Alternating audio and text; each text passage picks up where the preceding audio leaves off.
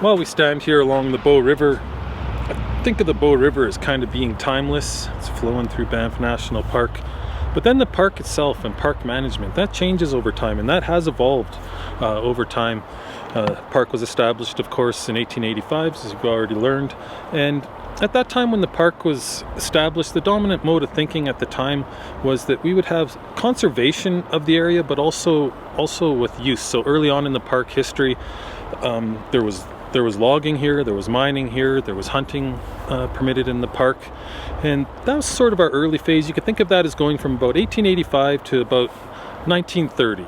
And towards 1930, our park commissioner of national parks, James Bernard Harkin, he started making some changes in the way that parks were managed. He would make the case to elected officials down in Ottawa or members of parliament that maybe if there wasn't the coal mine in the park, maybe it would be a little bit more valuable. So you get rid of the coal mining, and he would make the case to members of parliament that the landscape's worth one thing when the resources are developed, but it's actually worth more if they're not developed in terms of people coming to visit the park.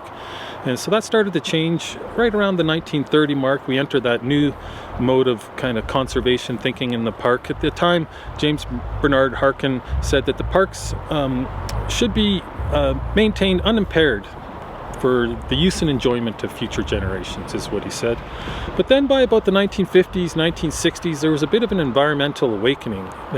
People like Rachel Carson, Aldo Leopold started writing about ideas about maybe, bring to the table science and start measuring, how many species are in the forest, is it doing well? Those were the kind of ideas that started taking over in the 1960s, and it was 1979 where we kind of enter the modern era, where now we're talking about really using science. We're talking about ideas like biodiversity conservation, ecological integrity, and that's where we are today. So in the park today, ecological integrity is what guides all decisions of the National Park Service, of Parks Canada. They put that first and foremost.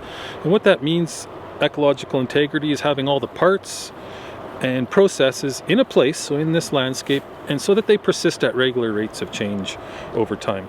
And that's where we are in the park today. So when the park was first established, it was kind of thought of at the time as an island of civilization in a sea of wilderness. At that time, when the railway came through the park, first treaties and signed with Indigenous people, the railway comes through the park, there wasn't much population in Western Canada at that time. So Banff, the resort community of Banff, truly was an island of civilization in a sea of wilderness, and that's been flipped right around now. Now we see Banff National Park as being an island of wilderness in a sea of civilization. If you're to go outside the park, you're going to find resource development, you'll find logging, mining, huge populations, big urban centers, all of that exists around the park today.